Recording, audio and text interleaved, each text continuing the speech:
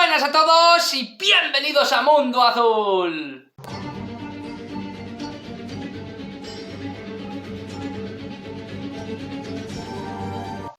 Bueno, pues ya estamos aquí un día más, volvemos a Mundo Azul, volvemos nuevamente a estos vídeos maravillosos que tanto nos gustan, volvemos a la temática del misterio, de la investigación, de la historia, de la espiritualidad, de todo eso que nos atrae, de todo eso que nos magnetiza y, cómo no, bajo la tejabana de esta gran familia azul, que sois vosotros, que sois yo, que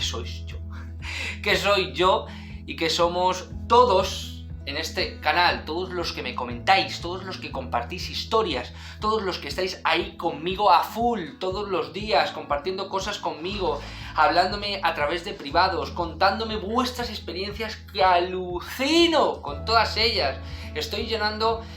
mis materiales de investigación, mis archivos están repletos cada día más y todo es gracias a vosotros, gracias a Mundo Azul, gracias a todo esto lo que hago. Estos días, estos 3 o 4 días no he podido subir vídeos, pero mi corazón ya latía por volver a estar aquí con vosotros compartiendo historias nuevas, da igual cuáles fueran, da igual la cantidad, el motivo, la perspectiva, el cometido de ellas. Da igual, lo importante es estar aquí compartiendo un día más y sobre todo que vosotros seáis fieles a Mundo Azul. Ya no solo fieles a mí, sino fieles a lo que Mundo Azul os hace sentir. Si os hace sentir como una familia, si os hace sentir que estáis en casa. Todo ello, amigos míos, tan simple como compartir los vídeos, como darle a like, como comentarme todos vuestros aspectos, como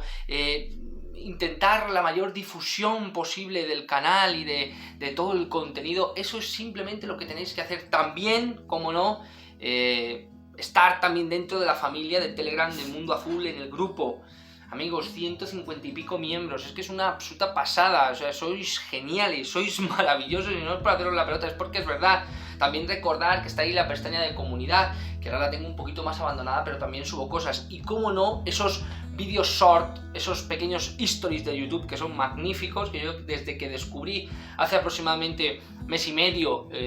todo esto de que podía subir pequeños vídeos de unos 60 segundos, a mí es que me dan la vida porque puedo compartir un montón de cosas con vosotros. Además también podéis seguirme en mis redes sociales, en Instagram, en Facebook, en TikTok, donde también voy colgando material. Amigos míos, ahí estoy, ahí podéis también intentar seguirme un poco y, cómo no, los libros de Mundo Azul, la historia de Luis Salazar el comienzo, la historia de Luis Salazar los 100, unas historias que yo creo que os van a gustar, que os van a encantar, porque es parte también de la esencia de Mundo Azul, de la investigación, de espiritualidad, del libro Durantia, de Dios, de eso que siempre está dentro del corazón del hombre y que muchas veces por el día a día, por la cotidianidad, se nos olvida, estamos desconectados con esa parte de lo que en verdad somos. Y hoy, amigos míos, en el vídeo de hoy vamos a tratar un tema que yo creo que es muy interesante, sobre todo porque causa mucha confusión en muchas personas. Y en este caso son, como no, ni más ni menos que los adalides, los defensores, los mensajeros del buen y gran Hijo del Hombre, que bueno, evidentemente no están a la par con él, ni evidentemente pueden llegar a su brillo, a su esplendorosidad y a su inteligencia, brillo, brillante, como decían en Caballo de Troya. No pueden, ninguno de nosotros, pobres mortales, podemos acercarnos a su esplendorosidad, pero aún así fueron lo mejor dentro de lo que había en ese contexto histórico. Y hoy vamos a profundizar en ello. Hoy vamos a ver quiénes eran los apóstoles, quiénes eran los 4 evangelistas, cuál fue ese mensaje y sobre todo vamos a conocer un poquito más de estos 12 apóstoles. Amigos míos, por favor, quedaros en vuestros asientos, compartid conmigo todo lo que necesitéis, darle a like, publicarlo, compartirlo, meteros inmersos dentro de Mundo Azul, porque hoy vamos a hablar de los 12 apóstoles. En la religión cristiana, los 12 apóstoles, en griego enviados, son los hombres escogidos por Jesús de Nazaret para que fueran pescadores de hombres, es decir, para multiplicar su presencia y propagar su mensaje. Por extensión, el término apóstol ha devenido en una expresión utilizada para identificar al propagador de una doctrina o creencia religiosa. e incluso a los individuos que diseminan ideas sociales y políticas. Según el Nuevo Testamento, los 12 apóstoles definitivos fueron aquellos que no abandonaron a Jesús cuando éste les indicó en la Santa Cena que debían comer su cuerpo y beber su sangre para alcanzar la vida eterna. Ellos fueron, en orden de elección, Simón, hijo de Jonás o Juan, Santiago, el mayor, hijo de Zebedeo,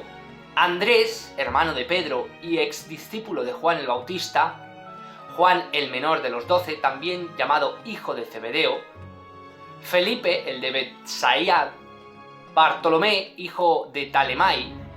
Tomás, también llamado Dídimo o mellizo, Mateo, el publicano o recaudador de impuestos, llamado también Mateo Levi, Santiago el menor, Simón el cananeo, Judas Tadeo y Judas Iscariote, que también es referido como Judas, hijo de Simón. En el Nuevo Testamento y en los Hechos de los Apóstoles son llamados apóstoles otros personajes, específicamente Pablo de Tarso y Bernabé, otros también que son asimilados al colegio apostólico, aunque posiblemente, no literalmente, también se les considera apóstoles en el mismo sentido como son Silás, Timoteo, Tito, Andrónico y Joías. Bueno, hasta aquí podemos leer lo que es el concepto de apóstol y lo que vagamente, o algunos más, algunos menos, sabemos de lo que es un apóstol. Pero hay cosas muy curiosas de los apóstoles que, si nadie ha dicho, no se ha revelado de una forma, vamos a decirlo así, como podríamos revelar algunos pasajes de Jesús de Nazaret muy específicos, su resurrección, la entrada en Jerusalén, la crucifixión, la pasión, la muerte y la crucifixión de Jesús de Nazaret, la reproducción de los panes y los peces y todo lo que ello conlleva. La vida de los apóstoles en sí es algo como muy oscuro,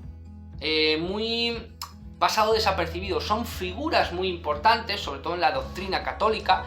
apostólica, romana, también en diferentes partes de lo que es el cristianismo. También se les considera personajes claves en el cristianismo, sobre todo primitivo. Son, no voy a decir más importantes que Jesús de Nazaret, pero son como los grandes padres, ¿vale? Y hay uno de los aspectos claves, que por ejemplo Caballo de Troya te lo desvela, y los historiadores lo han dicho en muchísimas ocasiones, pero la Iglesia ha parecido querer tapar,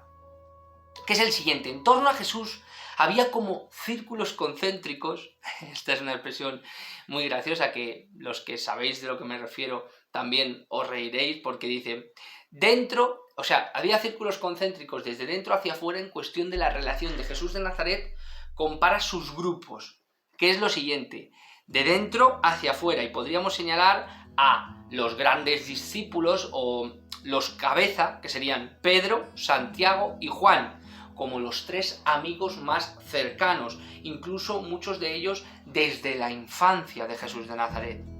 También se cree que Santiago el menor era pariente lejano de Jesús de Nazaret, y también se dice que tenía bastante parecido físico con él. También deciros que en torno, y estos son datos específicos reales, no es algo que Julio se invente, ni que nos inventemos ni cojamos del libro Durante, esto es histórico. En torno a Jesús había círculos concéntricos, como digo, desde dentro hacia afuera, que señalaban a los apóstoles más importantes, luego a un pequeño grupo y luego el resto de apóstoles que fueron muy grandes, los amigos más cercanos, y después estaría, como digo, el resto de grupos de los 12 apóstoles, y luego otro grupo más amplio de más de 72 personas. Pero es que muchos historiadores, amigos míos, muchos historiadores, y entre ellos los cuales religiosos, se sabe que no solo que había muchos más, ya no seguidores, sino incluso apóstoles de los 12, sino que se cree que entre ese grupo había mujeres que posteriormente difundieron la palabra de Jesús de Nazaret y la llevaron a rincones tan amplios y tan largos y tan lejanos como África. Bien, Los evangelios canónicos, amigos míos, un debate aquí en los evangelios canónicos que podríamos hacer interesantísimo. A ver, cuando arreglo el ordenador, me pongo a hacer un directo y lo hablamos tranquilamente porque es increíble. Los evangelios canónicos son solamente 4, amigos míos, y están contenidos en el Nuevo Testamento, que son Mateo, Marcos, Lucas y Juan, únicamente. Los extracanónicos son más numéricos, que son los famosos apócrifos, que muchos de vosotros también seguro que los conocéis y los habéis leído. Bien, vosotros me preguntaréis, ¿cómo es posible que una doctrina de una figura que no dejó texto alguno escrito por su mano, de los cuales había 12 apóstoles, de los cuales había también más de 72 seguidores que difundieron su palabra, no dejaron más que 4 personas escritas? No, amigos míos, hubo muchos más que escribieron acerca de Jesús de Nazaret, pero la Iglesia solo decidió tomar o coger estos 4 evangelios, que evangelio no es más ni más que en griego buena nueva, o sea, mensaje de felicidad o mensaje divino, y decidieron coger estos 4, ¿por qué? Porque eran los más semejantes, los más regulares en cuestión de textos, en cuestión de historias que sucedieron, los más similares entre ellos, ¿de acuerdo? Tradicionalmente se atribuye la autoría de los evangelios, como digo, a Mateo, que fue el apóstol de Jesús de Nazaret, a Marcos, discípulo de Pedro, que no fue apóstol, a Lucas, médico de origen sirio, discípulo de Pablo de Tarso, y a Juan, apóstol de Jesús. Bien, la mayoría de los expertos consideran, ojito, consideran que estos 4 evangelios fueron escritos entre los años 65 y 100 después de Cristo. 65 puñeteros años, 100 años puñeteros después de Cristo se escribieron estos evangelios. Hasta entonces nadie, que se sepa hasta la fecha, había escrito o se había puesto a escribir nada. Incluso, propiamente dicho, en la vida pública de Jesús, nadie pareció escribir absolutamente nada. Sabemos que Caballo de Troya nos cuenta que el chino se puso a escribir, que había intención también por parte de muchos apóstoles, etcétera, etcétera. Pero nadie, que se sepa, lo hizo. Y los textos que se han recuperado son de esos años. Bien, la historia del desarrollo de los evangelios es extremadamente confusa, amigos míos. Confusa no, lo siguiente, porque son copias de copias de copias de copias,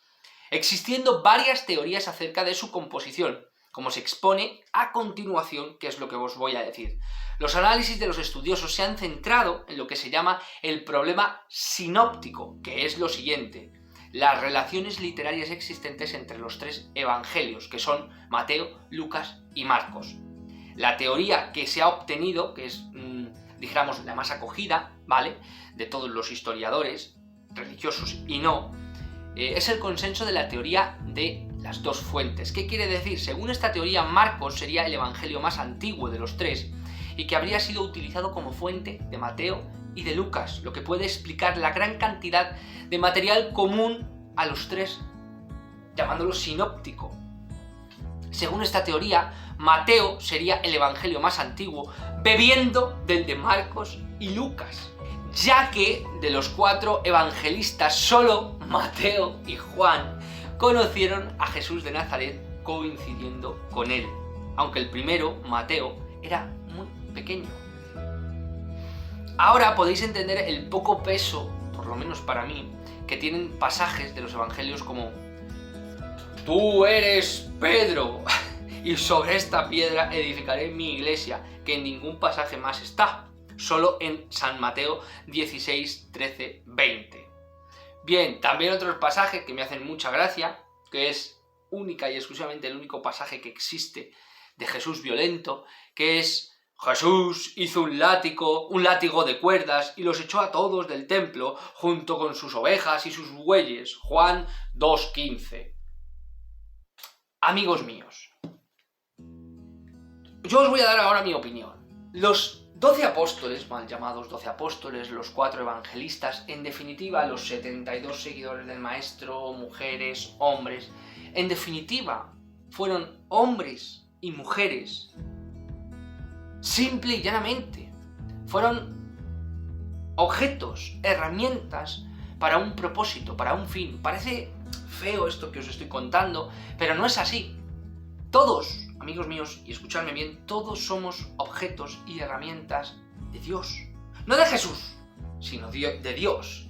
Jesús, a su vez, un auténtico Dios, también fue una herramienta para divulgar, para propagar, de la manera en la que solo Él podía, y ya que se le envió verdaderamente como criatura increíblemente indescriptible en el concepto de pensamiento del ser humano, de concepción, de entendimiento, para difundir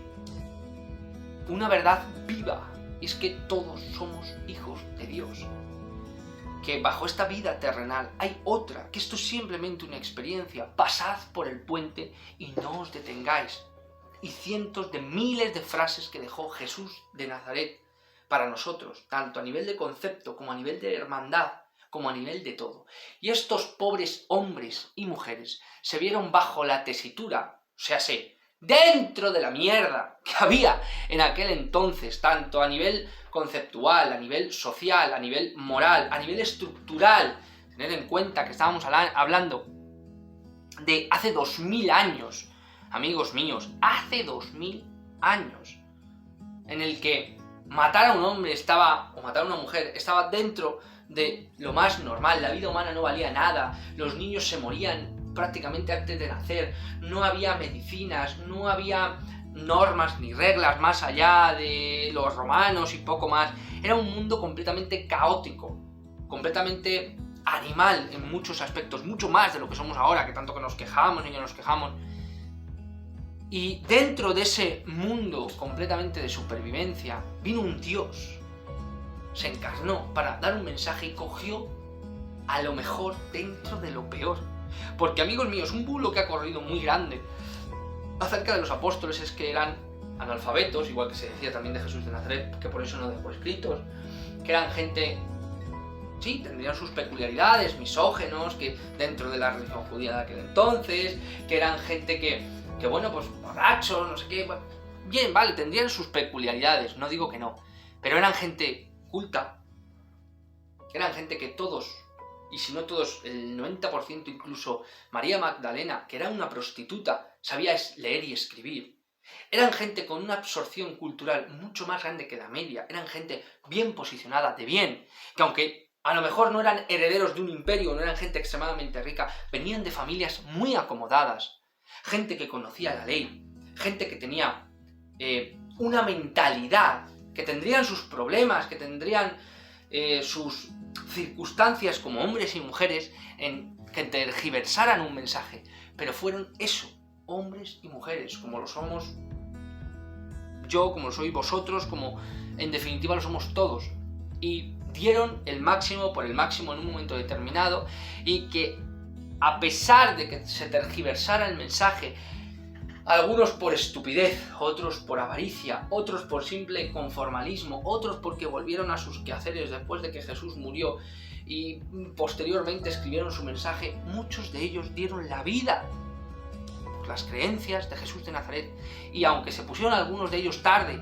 a propagar la buena nueva, muchos de ellos empezaron desde el principio y continuaron hasta el fin de sus días, muchos de ellos muriendo de forma horrible, tanto los propios apóstoles como los seguidores de Jesús de Nazaret, como muchos apóstoles o mensajeros, o llamarlos como queráis, cristianos, que posteriormente también dieron la vida por ese mensaje. Y estoy hablando del cristianismo más primitivo, no de luego Roma, la Iglesia, el Imperio Romano, no estoy hablando de eso, estoy hablando del cristianismo perseguido, del cristianismo más básico, más cercano, de los primeros 100, 200 años, menos, 100, 110 años, 120 años como mucho, ¿vale? De gente que vivía el mensaje de Jesús de Nazaret realmente, y los apóstoles fueron unos de ellos. Tanto fue así que imaginaros en aquella época lo que sería ser un judío, ser una persona con una doctrina, con unas prerrogativas impresionantes, sociales, históricas, estructurales y conceptuales a nivel humana, que aún así vieron la grandeza de Jesús de Nazaret y quedaron magnetizados sin posibilidad de poder escapar ante su figura, ante sus palabras y ante su mensaje. Un mensaje que posteriormente llevaron de la buena manera que pudieron hasta lugares increíbles. Como digo, incluso a apóstoles o mensajeros o discípulos de Jesús de Nazaret, que aunque no fueron tan conocidos, sí que continuaron su misión y llevaron y generaron y fundaron de alguna u otra manera auténticos cismas de pensamiento en lugares muy lejanos, con la filosofía o con el evangelio, la buena nueva, el mensaje de felicidad de un hombre Dios. Y amigos míos, hasta aquí el vídeo de hoy. Estos fueron los 12 apóstoles, los 4 evangelistas que en un momento determinado fueron elegidos sin ellos saberlos y sin tampoco posibilidad de escapar ante su destino, ante la elección que la divinidad muchas veces hace con nosotros, del propósito real de nuestras vidas, que todos los tenemos, incluso esos que una vez decidieron seguir a un hombre Dios. Muchísimas gracias a todos, gracias por estar ahí, gracias, como digo siempre, por continuar fiel a Mundo Azul, por continuar fiel a mí, a pesar de todos los problemas, todos los devenires y contratiempos. Continuamos con más Mundo Azul, con más historias, con más espiritualidad y con mucho más corazón, el auténtico idioma del alma. Un abrazo muy fuerte y nos vemos en el próximo vídeo.